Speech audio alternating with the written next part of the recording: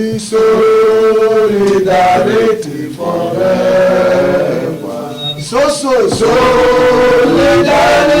forever. For instance, in the 7.6 billion naira contract under the reference, there is no lot of lies, contradictions, and institutional cover-up in the spite of the effort to kill the matter. It remains alive because that flagrant rape of the Public Procurement Act of 2007 at such magnitude is something the media and the civil society cannot simply allow to go without sufficient explanation.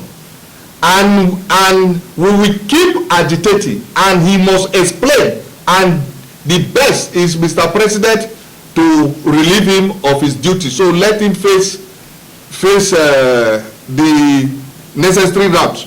The Executive Secretary of TETFUND, Architect Sonny, claimed that the illegal deduction of 50% of 2023 direct disbursement budget to institutions was on agreement with those institutions. Since none of those institutions have come out publicly to complain, we accept that.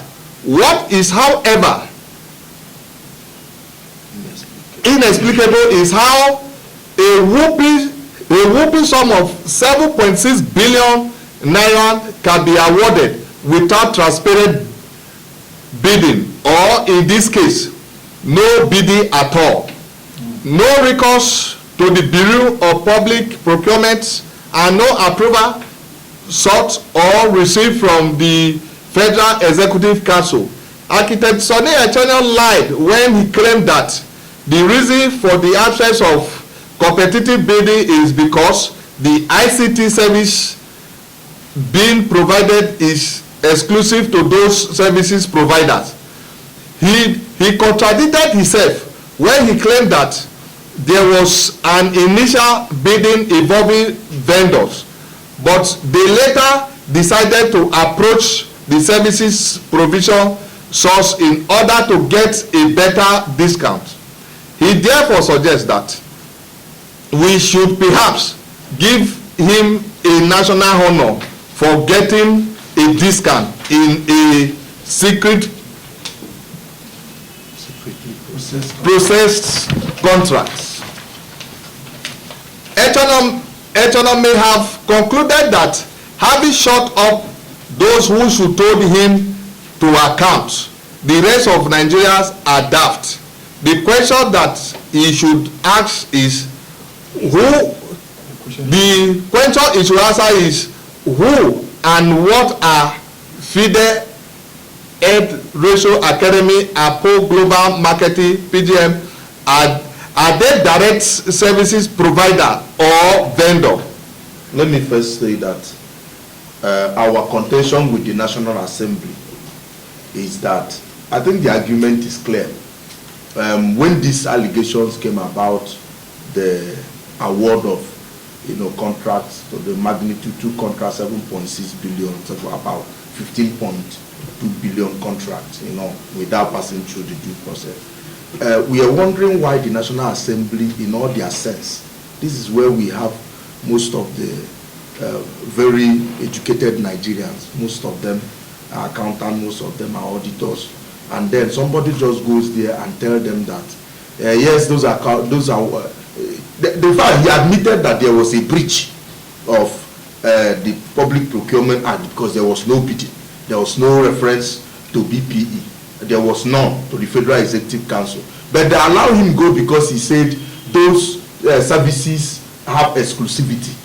And we are saying that at the end of the day, FIDE's Ratio Academy and the Pro Global Marketing are not even they are not service providers, they are not exclusive service providers because they participated in the bidding of the vendors.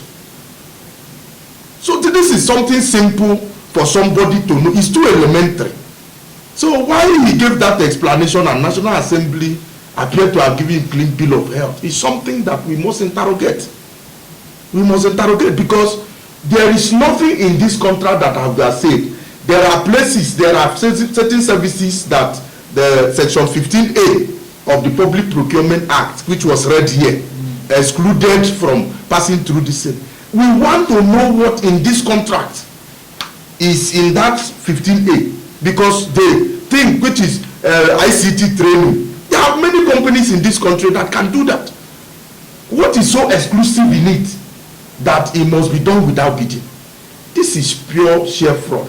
And what we are saying is that it has not been explained. And let us even say that one, okay, you can imagine where an executive secretary of TETFUND is saying, ICPC say, we detained you. You say, no, we didn't detain you. We say, no, we detained you. You say, we didn't detain you. And up to today, still answering questions from the anti-graft agent. We can't just pretend that nothing is going on.